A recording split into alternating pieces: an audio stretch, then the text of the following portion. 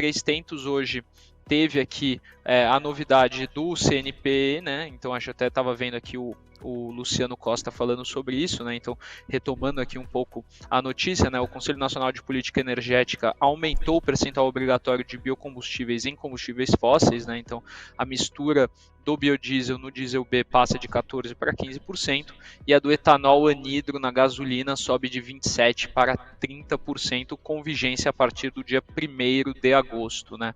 E aí, como que a gente pode ver isso nas empresas, né? Então, você tem primeiro um impacto nos grandes distribuidores, né? Então, essa decisão ela vai ter um efeito misto nesses distribuidores. No caso da gasolina, o aumento do etanol anidro pode reduzir custos tributários, né, por conta da tributação monofásica de PIS/COFINS e ICMS, o que pode aumentar a competitividade da gasolina frente ao etanol hidratado, geralmente com margens menores.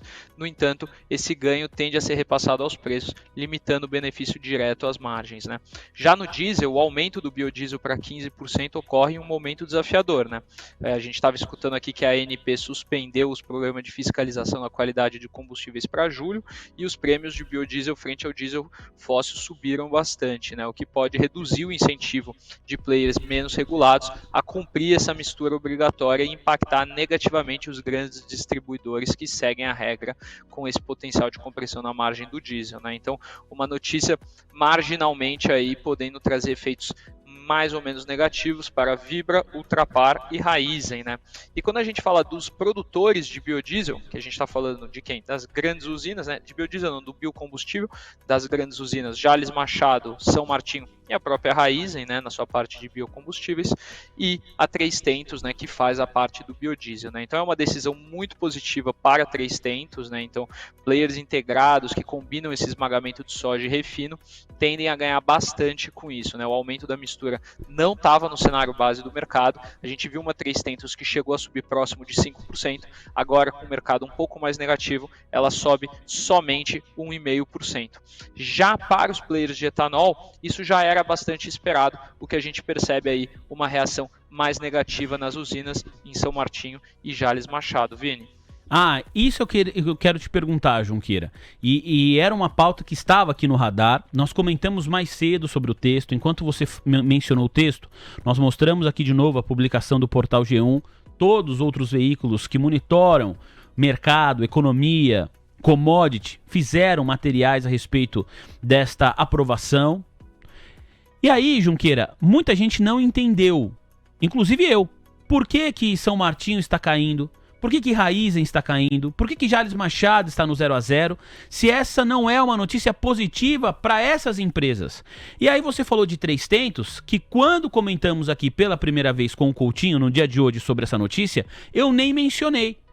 Então gostaria que você também explicasse por que é uma notícia importante para Três Tentos. São duas perguntas, vou reforçar. A primeira, por que São Martinho, Raízen e Jalles Machado recuam no dia de hoje? Não é uma notícia boa para essas três empresas, pelo menos na teoria? Pergunta 2, por que Três Tentos sobe? Com você, Junqueira. Bom, Vini, eu vou começar respondendo pela pergunta 2, né? Três Tentos sobe porque ela é uma produtora de biodiesel, né? Então, o mercado ele não colocava, né, esse cenário do aumento do biodiesel na mistura do diesel. Então, quando você faz esse aumento, você tem um natural, né, um repasse na demanda, né? Então, você vai ter mais demanda pelo biodiesel e os preços devem melhorar para os produtores de biodiesel. Então, é injeção de margem na veia para Três Tentos, né? A gente comentou aqui que para o distribuidor, por conta da situação da fiscalização da ANP, pode ser que ele tenha ali uma competição desleal com outros players que não repassem isso. Só que aí pega muito mais no distribuidor do que no produtor, né? Então o produtor ele acaba sendo mais beneficiado. Três Tentos, produtora de biodiesel. Já para as usinas, já era algo amplamente esperado. Então a gente já imaginava, já se ventilava a hipótese do aumento do etanol na gasolina há bastante tempo, então o mercado já havia precificado isso.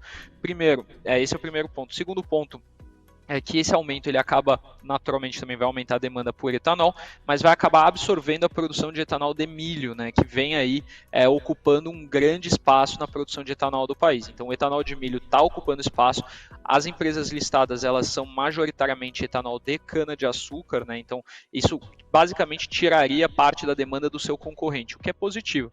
Porém, a gente teve o resultado dessas duas empresas. Aqui eu vou citar sempre a São Martinho e a Jalles Machado, porque eu acho que a Raízen ela é um outro bicho aqui, mas a gente falando da São Martinho e da Jalles Machado, são empresas que soltaram seu resultado de safra, né? Então vale lembrar, até tem o comentário dos dois resultados aqui na minha plataforma do TC, para quem quiser ler com mais detalhe, mas essas empresas elas têm um ano calendário diferente, o ano safra, né? Então por isso que elas soltaram o quarto trimestre da safra 24-25 agora, né? Então eles encerraram o quarto trimestre da safra 24-25 agora, e isso faz com que a gente tenha ali o quarto trimestre de 25 no resultado, sendo um pouco diferente das outras empresas. Por isso que eles reportaram agora.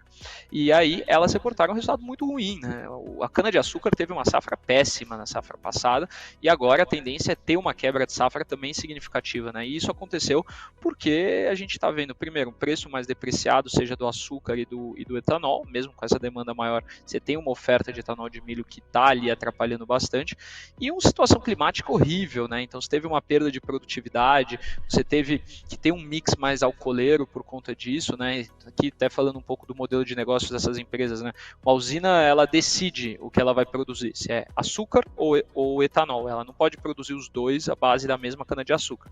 E aí, obviamente, por questões de gestão de risco, você também não vai produzir 100% etanol ou 100% açúcar, né? Você vai produzir um pouco de etanol, um pouco de açúcar, só que você tem isso que a gente chama de mix de produção. E aí, quando você tem queimadas, né? A cana-de-açúcar ela acaba tendo que ser direcionada para o etanol, por conta do tipo de colheita, né? Porque hoje a colheita ela é mecanizada, né? Então vamos lembrar que até um tempo atrás a gente tinha a colheita pelos boia-frias, né? Então que você vinha lá, punha fogo no canavial, a turma vinha cortando aquela cana queimada, o que favorecia o etanol. Quando você tem um incêndio, você naturalmente vai ter que fazer a colheita manual, que é o que a gente chama, e você não vai poder fazer a mecanizada, que é o método atual.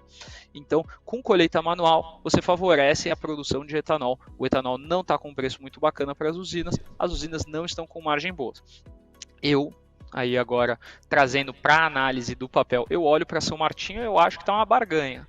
Por quê? Porque ela vale menos que seu portfólio de terras, é uma baita empresa com um operacional maravilhoso, uma empresa que mesmo num cenário difícil consegue performar muito bem, consegue entregar resultado, tem uma governança corporativa enorme e o mercado financeiro tem uma dificuldade gigantesca de conseguir precificar essas empresas que têm lastro, que têm terra, né? Essa é uma empresa que tem terra, uma empresa que tem patrimônio, que tem balanço pesado. Então, assim, eles têm muita dificuldade de precificar isso. Eu entendo que é um momento difícil, o agronegócio é cíclico, mas oportunidades aparecem justamente nessas posições. O mercado, me parece, já está chegando num ponto ali de exaustão do movimento de baixa, porém, tecnicamente, quando a gente olha para o gráfico, e aí, tirando tudo e olhando somente o price action da ação, realmente é um canal de baixa bonitinho e nada nos indica um ponto de entrada. Nos fundamentos, já vejo de outra forma, Vini.